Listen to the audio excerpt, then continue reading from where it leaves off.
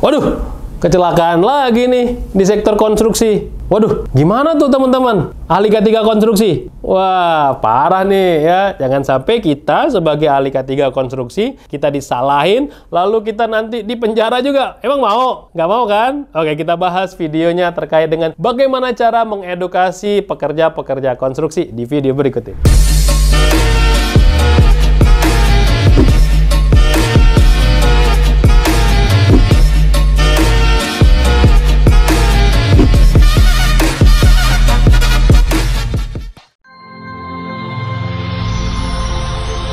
Video ini dipersembahkan oleh Mediatama Academy. Training K3, langsung kerja. Kalau teman-teman tahu nih ya, kalau pekerja konstruksi itu kan dibawa oleh mandor. Tahu sendiri ya, pendidikannya. Kita nggak jelas gitu pendidikannya apa. Sehingga apa? Ketika kita kasih helm, bilangnya, berat pak. Terus helm dijadikan apa? Dijadiin gayung gitu kan ya. Pernah lihat nggak gitu?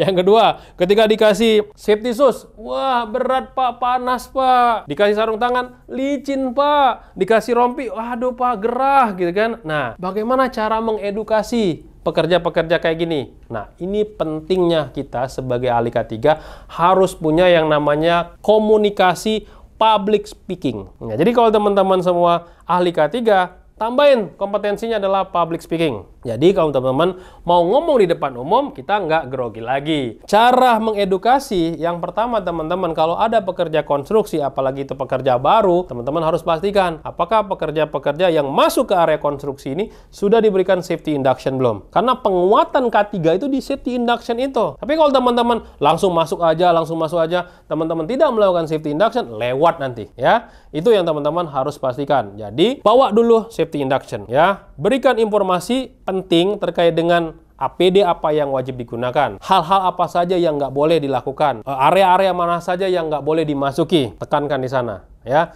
Yang kedua, setiap hari, setiap pagi, teman-teman harus melakukan yang namanya toolbox meeting, safety talk, apapun itulah, atau safety morning talk, apapun itulah ya, teman-teman harus sampaikan kira-kira ya, kamu ngerjain apa, risikonya apa nanti, supaya tidak terjadi kecelakaan, apa yang harus kamu lakukan. Nah, nanti tiap orang ditanyain kalau bisa seperti itu, supaya komunikasinya bisa nyampe. Yang ketiga, Pak, kalau menyentuh sisi pekerja gimana? Nah, ini nih sulitnya di konstruksi ya.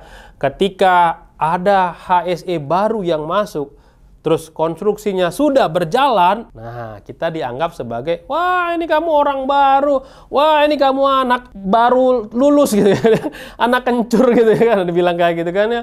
Saya ini udah bertahun-tahun kerja di konstruksi, ya biasa aja kayak gini, nggak terjadi kecelakaan. Nah biasanya ini nih yang harus kita dapat mengedukasi. Jadi hati-hati teman-teman ya, cara berkomunikasi dengan pekerja. Cara komunikasi pekerja yang efektif kayak gimana? Ada cerita dari teman saya. Yang pertama, teman-teman sentuh dari sisi ya keluarganya.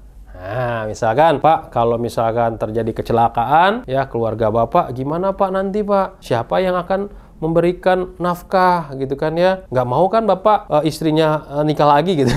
Itu bercanda ya. Nah, itu cara mengedukasinya ya. Keluarga Anda menunggu di rumah, kayak gitu ya. Nah, kalau bisa juga ditambahin poster yang gede ketika masuk ke area konstruksi tersebut, kita mintain tuh foto-foto anak-anak dari si pekerja itu sendiri. Lalu kita pasang tuh di situ. Keluarga Anda menunggu di rumah, ya, utamakan keselamatan dan kesehatan kerja. Dia ngelihat, ada anak saya di sana. Nah, itu juga lumayan efektif ya. Jadi teman-teman bisa buat poster yang gede ya, dengan memasukkan foto-foto dari anak-anak si pekerja itu. Jadi dia akan ingat. Kenapa? Karena kalau cuma kata-kata doang, lewat itu ya. Utamakan keselamatan kesehatan kerja gitu kan ya. Keluarga Anda menunggu di rumah. Nah, keluarga Anda menunggu di rumah, di bawahnya kasih foto-foto anak-anaknya. Yang berikutnya, teman-teman sering-sering tampilkan video-video kecelakaan. Ya, tampilkan video-video kecelakaan melalui proyektor, melalui apa. Ini loh Pak, kalau orang kecelakaan tuh kayak gini loh Pak. Ya, ruginya bukan kita aja nih, tapi orang lain juga rugi gitu loh kalau terjadi kecelakaan. Termasuk perusahaan gitu loh. Apalagi diri kita, kalau kita cacat, siapa yang mau mempekerjakan kita lagi gitu. Nah, itu ya, kasih video-video kecelakaan supaya dia bisa merasakan. Ngomong-ngomong merasakan nih, ada perusahaan besar di Indonesia juga ada yang namanya istilahnya safety dojo ya.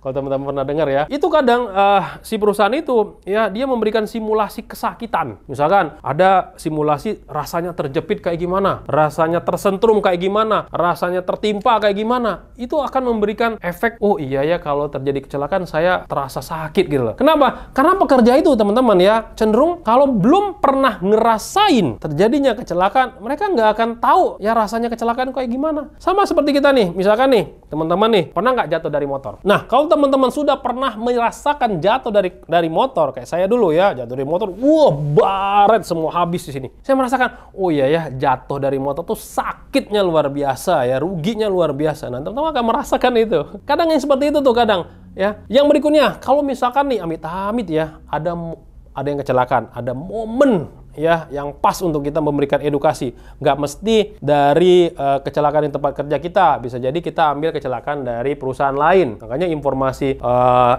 accident investigasi atau laporan kecelakaan itu penting sekali. Buat apa? Buat mengedukasi para pekerja-pekerja di lapangan. Itu penting juga ya. Gunakan momen-momen itu untuk memberikan informasi. Dan yang paling penting adalah ketika kita berkomunikasi sama pekerja konstruksi ya, wajib ada yang namanya reward dan punishment. Kenapa? Karena kalau kita push-push aja, harus pakai ini, harus pakai ini, harus pakai ini. Kalau tidak ada reward dan punishment-nya, akan sulit. Jadi pastikan teman-teman komunikasi dulu sama manajemennya, kepala proyeknya, Pak kira-kira ada nggak reward-nya bagi pekerja-pekerja yang patuh K3, bagi pekerja-pekerja yang benar-benar menggunakan APD, ya kan, datang on time, dan lain sebagainya, ya membuat JSA work permit secara rutin, konsisten. Nah, itu teman-teman harus berikan ya. Ada reward, ada punishment, termasuk kalau ada yang melanggar, harus tetapkan itu. Dan juga yang paling penting lagi adalah kalau misalkan kita mempekerjakan kontraktor, vendor, mandor, pastikan ada kontrak tertulis. Di dalam kontrak tertulis tersebut ada punishment kalau terjadi pelanggaran dan ada tanda tangan fakta integritas dari direktur itu sendiri.